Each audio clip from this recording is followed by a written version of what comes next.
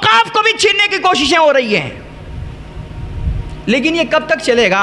ایک یہاں پر ہمارے اوقاف سے کھلواڑ کرنے کی کوششیں ہو رہی ہیں، اور ایک مغرب میں ایک حکومت ہے جو صدیوں سے ہمارے وقف سے، مسلمانوں کے وقف سے ٹکرا رہی ہے، مسجد اقصی کو تباہ کرنے کی کوششیں کر رہی ہے. بیٹا خبردار، تمہاری وجہ سے کبھی کسی کی آنکھوں میں آنسو نہ آنے پائے، ورنہ تم نے دیکھا نہیں آنکھوں کا سمندر ہونا. یہ ایک قطرہ آنکھ کا آنسو یہ ایسا سیلاب لاتا ہے نا کہ علاقے کے علاقے بہہ جایا کرتے ہیں. بنگلہ دیش کا انجام نہیں دیکھا آپ نے؟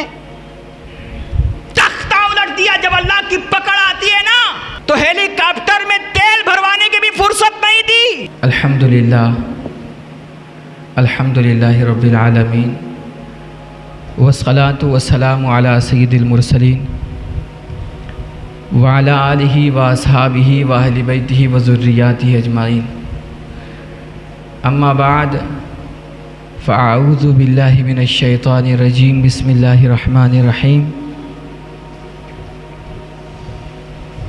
لا تحسبن اللہ غافلا عما يعمل الظالمون انما یؤخرهم لیوم تشخص فیہ الابصار. صدق اللہ العظیم وصدق رسولہ النبی الامین المکین الکریم ونحن علی ذلک لمن الشاہدین والشاکرین والحمد للہ رب العالمین. درود پاک پڑھیں. اللہم صلی علی سیدنا شفیعنا مولانا محمد بارک وسلم. صلاۃ و سلاما دائما علیک حبیبی یا رسول اللہ. صلاۃ و سلاما علیک یا نبی اللہ صلی اللہ تعالی علیہ وآلہ وسلم. حضرات گرامی، آج گفتگو کرنے کے لیے جو میں نے عنوان منتخب کیا ہے وہ ہے ظلم اور ظالم کا انجام. یہ موضوع میں نے اس لیے بھی منتخب کیا چونکہ آج کل دیکھا جا رہا ہے کہ اللہ کی اس دھرتی پر کتنا فساد مچایا جا رہا ہے، کتنا ظلم ہو رہا ہے، اور کمزوروں کو ستایا جا رہا ہے، غریبوں کو دبایا جا رہا ہے، ان کا خون کیا جا رہا ہے، ان کے حقوق مارے جا رہے ہیں. یہ سب کچھ ہو رہا ہے. تو بہت سارے لوگ ہیں، حتیٰ کہ اہل ایمان ہیں، کہ جن کے دلوں میں بسا اوقات وسوسے آنے لگتے ہیں کہ کیا اللہ یہ سب کچھ دیکھ نہیں رہا ہے؟ اس کی دھرتی پر اتنا ظلم ہو رہا ہے تو اللہ اپنے ان کمزور بندوں کی مدد کیوں نہیں کر رہا ہے؟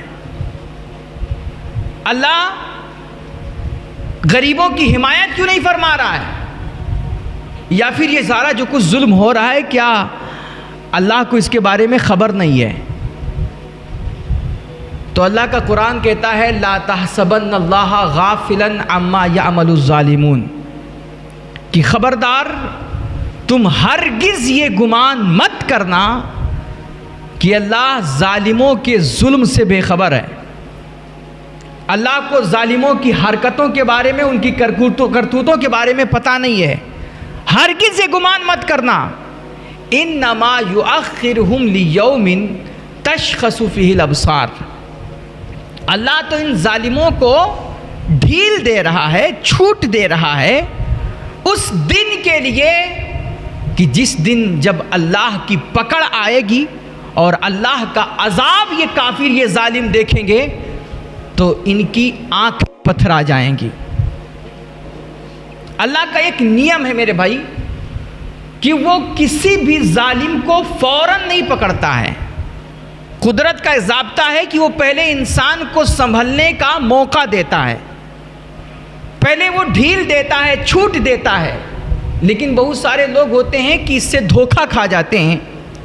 ظالم یہ سمجھ بیٹھتا ہے کہ شاید اب میری طاقت کے سامنے کوئی دوسری طاقت نہیں ہے اور اب ہمیں کوئی ہمارا کچھ بگاڑ نہیں سکتا ہے، تو اس لیے بجائے وہ سنبھلنے کے، سدھرنے کے، وہ کیا کرتا ہے اور ظلم پر آمادہ ہو جاتا ہے اور ظلم کرنے لگ جاتا ہے. بالآخر ایک دن اللہ کی پکڑ آتی ہے اور جب اللہ گرفت فرماتا ہے ظالموں کی تو انہیں دنیا کے سامنے نشان عبرت بنا کر کے رکھ دیتا ہے۔ تو اللہ فرما رہا ہے یہ مت سمجھو کہ اللہ ظالموں کے ظلم سے بے خبر ہے، اللہ کو پتہ نہیں کہ اس کی دھرتی پر یہ کیا ہو رہا ہے۔ اللہ تو ان کو چھوٹ دے رہا ہے، اللہ ان کو بھی ڈھیل دے رہا ہے کہ اڑ لو جتنا اڑنا ہے، لیکن جس دن اس کی پکڑ آئے گی نا تو پھر اس سے کوئی اس کی طاقت سے بچ نہیں پائے گا۔ عام طور پہ ظلم جو ہے نا، ظلم تین طرح کا ہوتا ہے۔ ایک ظلم ہوتا ہے اللہ کے حق میں، اور اللہ کے حق میں ظلم یہ ہے کہ انسان اپنے خالق کو، مالک کو بھول کر کے، جو اس کی عبادت کا حق ہے کہ رزق وہ دیتا ہے، روزی وہ دیتا ہے، ہوائیں وہ دیتا ہے، پانی وہ دیتا ہے، رہنے کے لیے دھرتی وہ ہمیں عطا کرتا ہے، لیکن جب عبادت کی بات آتی ہے تو عبادت جو اس کا اپنا حق ہے، ہم وہ اس کا حق اسے نہ دے کر کے دنیا کی کسی اور مخلوق کو دیتے ہیں، اور ہم لوگوں کے سامنے ماتھا ٹیکتے ہیں، ہم دنیا کے سامنے سر جھکاتے ہیں، یہ اللہ کے ساتھ ہم شرک کرتے ہیں۔ اور فرمایا گیا اظلم الظلم الشرک، کہ سب سے بڑا جو ظلم ہے نا وہ ہے شرک، اللہ کی ذات کے ساتھ کسی اور کو شریک ٹھہرانا۔ یا بنی لا تشرک باللہ فإن الشرک لظلم عظیم۔ حضرت لقمان حکیم نے اپنے بیٹے کو نصیحت کرتے ہوئے فرمایا تھا، بیٹے اللہ کے ساتھ کبھی کسی کو شریک مت کرنا، اس کی عبادت میں، اس کی ذات میں، اس کی صفتوں میں کبھی بھی کسی اور کو، کسی غیر کو شریک مت کرنا، کیونکہ یہ شرک جو ہے نا یہ سب سے بڑا ظلم ہے۔ تو ایک ظلم ہے اللہ کے حق میں ظلم کرنا، اور دوسرا ظلم ہے بندوں کے حق میں ظلم کرنا، اس کی مخلوق پر ظلم کرنا۔ اب مخلوق میں سب آتے ہیں، انسان بھی، جانور بھی، حیوان بھی، کوئی بھی ذی روح ہے، حتیٰ کہ کتے بلی بھی آ جاتے ہیں۔ حضور اکرم صلی اللہ علیہ وسلم کی بارگاہ میں عرض کیا گیا، یا رسول اللہ ایک عورت ہے، بڑی نیکوکار ہے، روزہ نماز کی تو پابند ہے، لیکن اس کے گھر میں ایک بلی رہتی تھی اور اس نے اس بلی کا خیال نہیں کیا، اس بلی کو کھانا نہیں دیا اور بلی بھوک سے مر گئی۔ بتائیے اس عورت کے حق میں کیا خیال ہے؟ میرے حضور نے فرمایا اگرچہ وہ نیکوکار ہے، روزہ نماز کی پابند ہے، لیکن اس نے چونکہ ایک جانور کا حق ادا نہیں کیا اور جانور کو، بلی کو کھانا نہیں دیا، جس کی وجہ سے بلی مر گئی، اس لیے وہ عورت جہنمی ہے۔ تو ظلم صرف انسانوں تک محدود نہیں ہے، بلکہ ظلم ہر اس ذی روح تک اس کا دائرہ وسیع ہے کہ جو اللہ کی اس دھرتی پہ رہتا ہے۔ کتے بلیوں کے بھی حقوق ہیں، ان پر بھی ظلم ہوتا ہے، اور اللہ اس ظلم سے بھی منع فرماتا ہے۔ اور تیسرا ظلم ہے انسان کا اپنی آپ پر ظلم کرنا، اپنی ذات پہ ظلم کرنا، گناہ کر کے، نافرمانیاں کر کے، معصیتیں کر کے اپنے آپ کو جہنم کی آگ کا مستحق بنانا، یہ اپنے آپ پر ظلم ہے۔ اور یہ تینوں طرح کے ظلم، چاہے وہ اللہ کے معاملے میں ظلم ہو، چاہے مخلوق کے معاملے میں ظلم ہو، یا اپنے آپ پر ظلم ہو، اسلام میں ان تینوں طرح کے ظلموں کی کوئی گنجائش نہیں ہے۔ تینوں طرح کے ظلم سے اللہ منع کرتا ہے، لیکن عام طور پر جب ظلم بولا جاتا ہے تو لوگ اس سے دوسری قسم کا ظلم سمجھتے ہیں، یعنی کہ اللہ کی مخلوق پہ ظلم کرنا، پڑوسیوں کا حق مارنا، بھائی کا حق مارنا، کسی غریب کو ستانا، کمزور کو تکلیف پہنچانا، اللہ کے بندوں کو تکلیف دینا، یہ سب عام طور پر ظلم کا مفہوم سمجھا جاتا ہے۔ اور اللہ فرماتا ہے کہ دیکھو، اس سے اللہ رب العزت نے ہمیں ظلم سے بہت سختی کے ساتھ الرٹ کیا، اور ہمارا دین ہمیں بار بار اس بات پہ تنبیہ کرتا ہے کہ دیکھو تم کبھی کسی انسان پہ ظلم مت کرنا، تم کبھی ظالم مت بننا۔ کیوں؟ فرمایا گیا اتقوا الظلم فإن الظلم ظلمات یوم القیامہ، کہ خبردار تم ظلم سے بچنا، کیونکہ یہ ظلم قیامت کے دن اندھیروں کی شکل میں آئے گا، ظالم کو اللہ نور سے حشر کے دن محروم کر دے گا اور وہ تاریکیوں میں بھٹک رہا ہوگا، وہ اندھیروں میں بھٹک رہا ہوگا. اس لیے خبردار دنیا میں کبھی کسی پر ظلم مت کرنا. حدیث قدسی ہے, اللہ کریم ارشاد فرماتا ہے اپنے بندوں کو مخاطب کر کے, فرماتا ہے یا عبادی انی حرمت الظلم علی نفسی, کہ میرے بندو میں نے ظلم کو اپنے آپ پر حرام کر لیا ہے. اللہ کسی پر ظلم نہیں کرتا. وَجَعَلْتُهُ بَيْنَكُمْ مُحَرَّمًا, اور ہم نے ظلم کو تم پر بھی حرام کیا ہے. فَلَا تَظَالَمُوا, لہٰذا تم کبھی آپس میں ایک دوسرے پہ ظلم مت کرنا. تم کبھی کسی بندے کو ستانا مت, کسی غریب کا حق مت مارنا, اپنے بھائی کے زمین پہ اور اس کے جائیداد پہ قبضے مت جمانا. خبردار تم کبھی کسی پر ظلم مت کرنا. ظلم اللہ کو اس قدر ناپسند ہے, اس قدر ناپسند ہے کہ دیکھو یہ جو جانور ہے نا, جانور جو ہوتے ہیں نا, ان کے لیے کوئی سزا اور جزا نہیں ہے آخرت میں. کوئی بھی ذی روح ہو, چاہے وہ جانور ہو یا حتیٰ کہ انسان بھی ہو, اگر اس کے پاس عقل نہیں ہے, مثلا جیسے پاگل لوگ ہیں سڑکوں پہ بڑبڑا رہتے پھرتے رہتے ہیں, ان کے پاس سوجھ بوجھ نہیں ہوتی, عقل نہیں ہوتی, اتنی تمیز نہیں ہوتی ہے کہ وہ غلط صحیح کی پہچان کر سکیں. تو کوئی بھی مخلوق ہے کہ جس کے اندر اتنی تمیز نہیں کہ وہ صحیح غلط میں فرق کر سکے, تو اللہ رب العزت نے اس کو معاف رکھا ہے, مرفوع القلم رکھا ہے. اس کے لیے آخرت میں کوئی سزا و جزا نہیں ہے.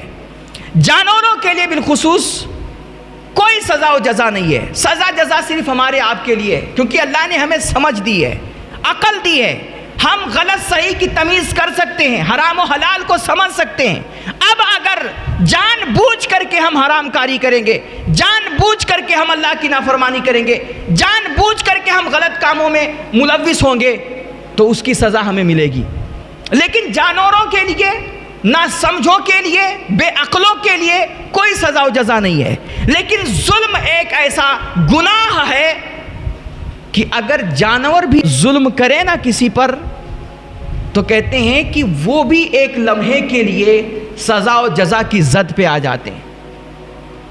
حدیث پاک میں فرمایا گیا ہے کہ ایک جانور جو دنیا میں سینگ والا ہے, اگر اس نے کسی بے سینگ جانور کو سینگ مارا, اس کو دھکا دیا اور اس پہ حملہ کیا, تو کہتے ہیں کہ اللہ رب العزت ظلم کرنے والے جانوروں کو بھی کل قیامت کے دن اپنی عدالت میں کھڑا کرے گا, اور ان دونوں جانوروں کو لایا جائے گا, جو سینگ والا تھا جس نے مارا تھا, جس نے ظلم کیا تھا, اور اس بے سینگ والے جانور کو بھی لایا جائے گا جس پر ظلم ہوا تھا.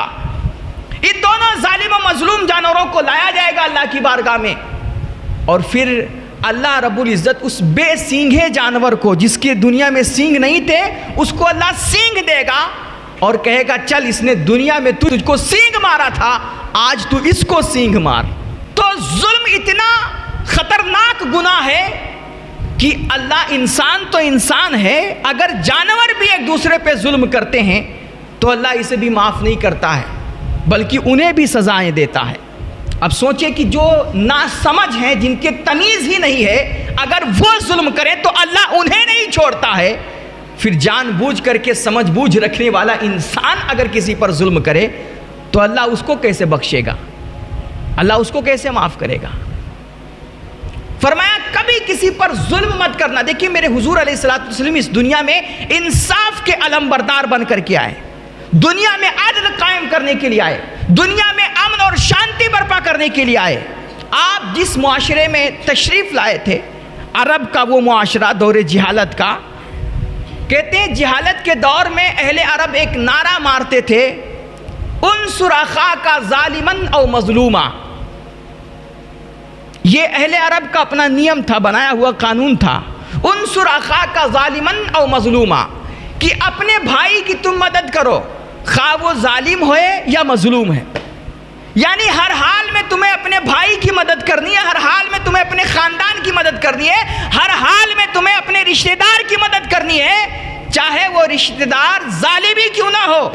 یعنی اگر وہ ظالم ہے تو تم بھی اس کے ساتھ مل کر کے ظلم کرو, اس کا سپورٹ کرو, بھائی کی ہی مدد کرنی ہے, حتیٰ کہ وہ ظالم بھی ہے تب بھی تمہیں اس کا سپورٹ کرنا ہے. میرے حضور جب تشریف لائے تو آپ نے بھی یہی نعرہ دیا, انصر اخاک ظالما و مظلوما, کہ ہاں ٹھیک ٹھیک ہے تم اپنے بھائی کی مدد کرو چاہے وہ ظالم ہو یا مظلوم ہو. تو صحابہ حیران ہوئے اور انہوں نے پوچھا یا رسول اللہ بھائی مظلوم ہو تو اس کی مدد کرنا سمجھ میں آتا ہے کہ بھائی وہ کمزور ہے, دبا ہوا ہے, اس کا حق مارا گیا, اس کو ستایا گیا ہے, تو بھائی اس کا سپورٹ کرو, اس کی مدد کرو, اس کو ظلم سے بچاؤ. تو یہ بات تو سمجھ میں آتی ہے کہ بھائی مظلوم ہے اس کی مدد کرنی ہے, لیکن یا رسول اللہ بھائی اگر ظالم ہے تو اس کی کیسے مدد کریں؟ تو میرے حضور نے فرمایا اگر تمہارا بھائی ظالم ہے تو اس کا ہاتھ پکڑ لو اور اس کو منع کرو کہ خبردار کسی پر ظلم نہیں کرنا. اس کو سمجھاؤ, اس کو ڈانٹو, اس کو منع کرو, اور جس طور پر بھی تم منع کر سکتے ہو اپنے اس بھائی کو منع کرو کہ وہ ظلم سے باز آ جائے, وہ ظلم سے رک جائے, ورنہ جب اللہ کی پکڑ آئے گی نا تو اللہ ایسے ظالموں کو پھر نشانی عبرت بنا کر کے رکھ دے گا. ظلم کی بڑی خطرناک سزائیں ہیں, بڑی خطرناک وعیدیں ہیں. اللہ کے نبی علیہ الصلوۃ والتسلیم نے فرمایا اتقوا دعوت المظلوم, کہ خبردار مظلوم کی بددعا سے بچنا, مظلوم کی بددعا سے بچنا. فَإِنَّا لَيْسَ بَيْنَهَا وَبَيْنَ اللَّهِ حِجَابٌ, کیونکہ جو مظلوم کی بددعا ہوتی ہے نا وہ ڈائریکٹ اللہ کے عرش سے ٹکراتی ہے, اس کے اور اللہ کے درمیان کوئی پردہ نہیں ہوتا ہے. جب کسی پر ظلم ہوتا ہے, کسی غریب کو ستایا جاتا ہے, کسی کمزور کو دبایا جاتا ہے, اور کمزور کی جب دنیا نہیں سنتی ہے نا تو وہ ایک سرد آہ لیتا ہے اور خاموش ہو جایا کرتا ہے. کہتے ہیں اس کے دل سے جو آہ نکلتی ہے اور وہ جو ٹھنڈی سانس لیتا ہے اور کمزور ہو کر کے جب وہ خاموش ہوتا ہے تو اس کی یہ خاموشی اللہ کے عرش کو ہلا دیتی ہے, اللہ کے عرش کانپ اٹھتا ہے.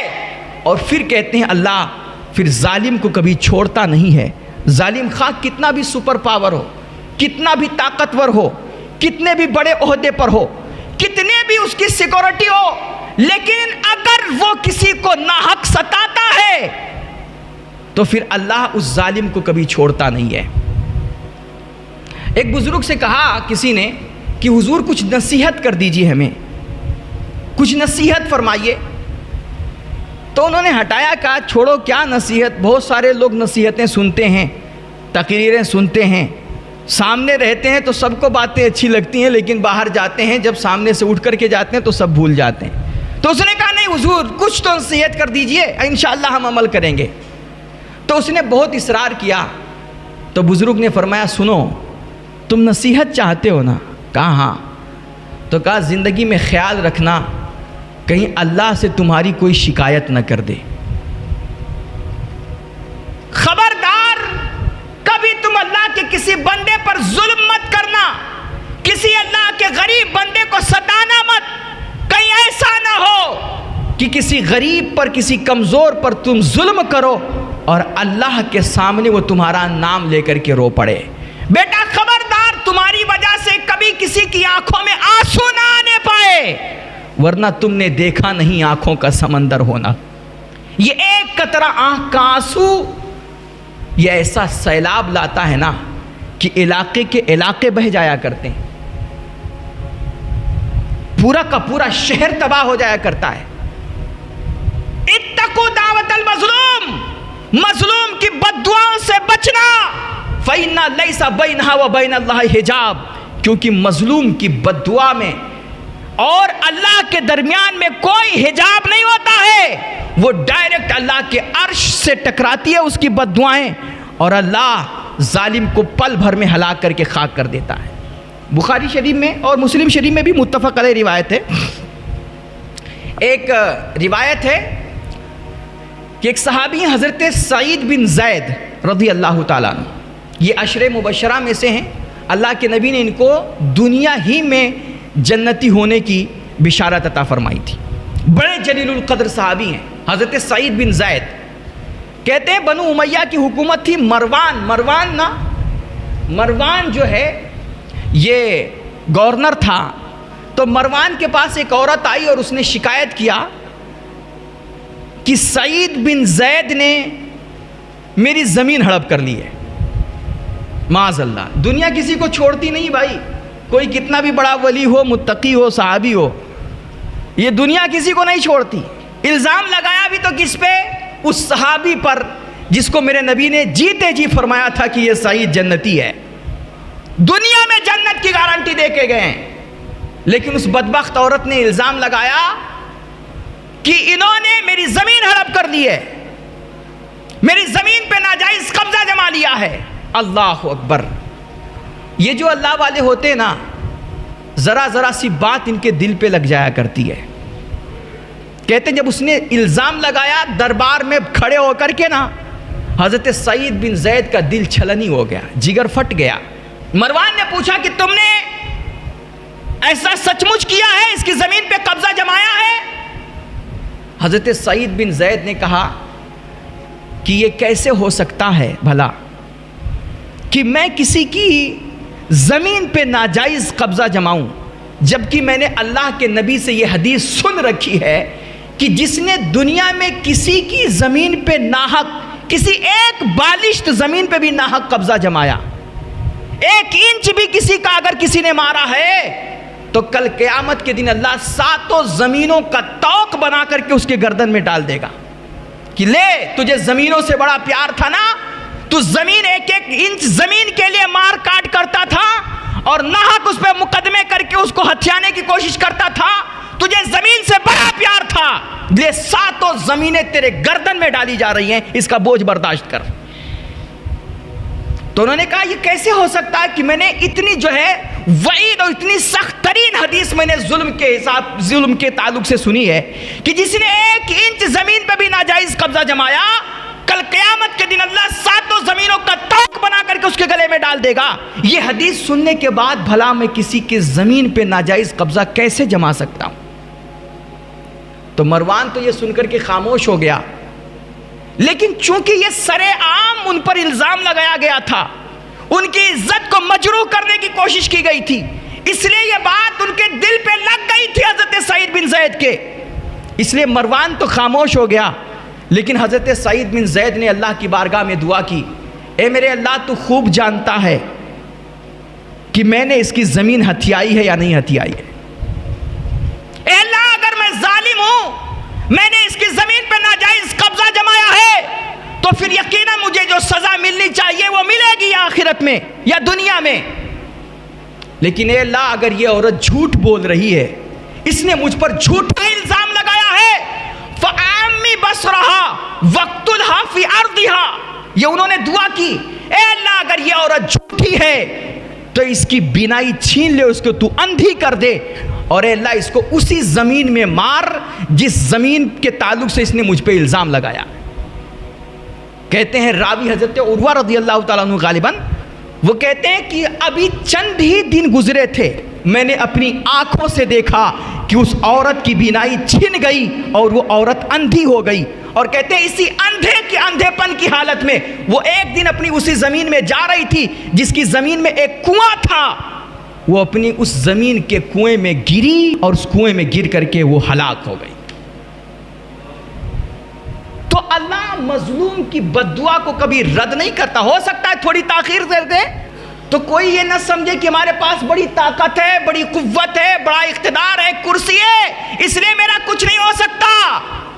مظلوم کی ایک بددعا اللہ کے عرش کو ہلا دیا کرتی ہے، اور جب اس کے عرش سے اس کی دعائیں بددعائیں ٹکراتی ہیں تو ظالم کوئی کتنا بھی بڑا طاقت اور سپر پاور ہو اس کو اللہ چھوڑتا نہیں ہے. انجام ابھی آپ نے دیکھا نہیں بنگلہ دیش کا، بنگلہ دیش کا انجام نہیں دیکھا آپ نے؟ تختہ الٹ دیا. جب اللہ کی پکڑ آتی ہے نا، اللہ کی پکڑ آتی ہے، وہ بھی سمجھ رہی تھی کہ میں تو وزیر اعظم ہی ہوں، شیخ حسینہ وہ سمجھ رہی تھی کہ میرے پاس ستا ہے، طاقت ہے، بھائی میرا کوئی کیا کر سکتا. اس لیے جو بھی اس کے خلاف کوئی آواز اٹھاتا تھا اٹھا کر کے یا تو مروا دیتی تھی یا تو جیل میں ڈال دیتی تھی. ستا کا ایسا نشہ سوار تھا کہ اپنے خلاف اٹھنے والی ہر آواز کو وہ دبانے کی کوشش کرتی تھی. 300 زائد لوگوں کو مروا دیا صرف حکومت کے لیے. وہ سمجھ رہی تھی میرا کچھ نہیں ہوگا.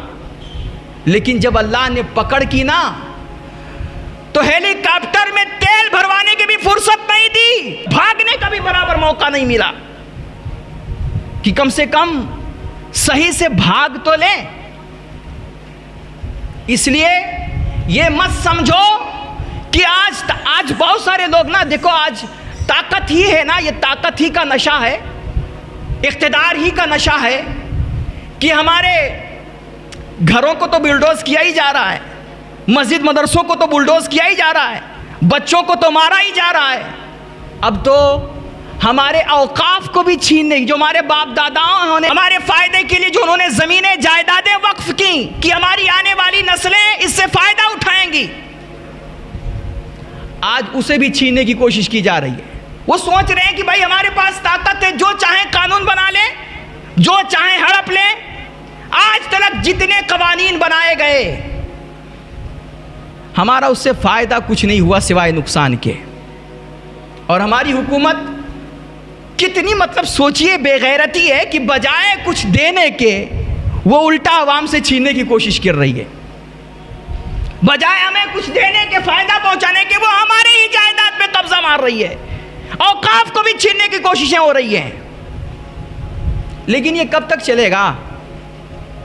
یہ کب تک چلے گا؟ ایک یہاں پر ہمارے اوقاف سے کھلواڑ کرنے کی کوششیں ہو رہی ہیں، اور ایک مغرب میں ایک حکومت ہے جو صدیوں سے ہمارے وقف سے، مسلمانوں کے وقف سے ٹکرا رہی ہے، مسجد اقصی کو تباہ کرنے کی کوششیں کر رہی ہے.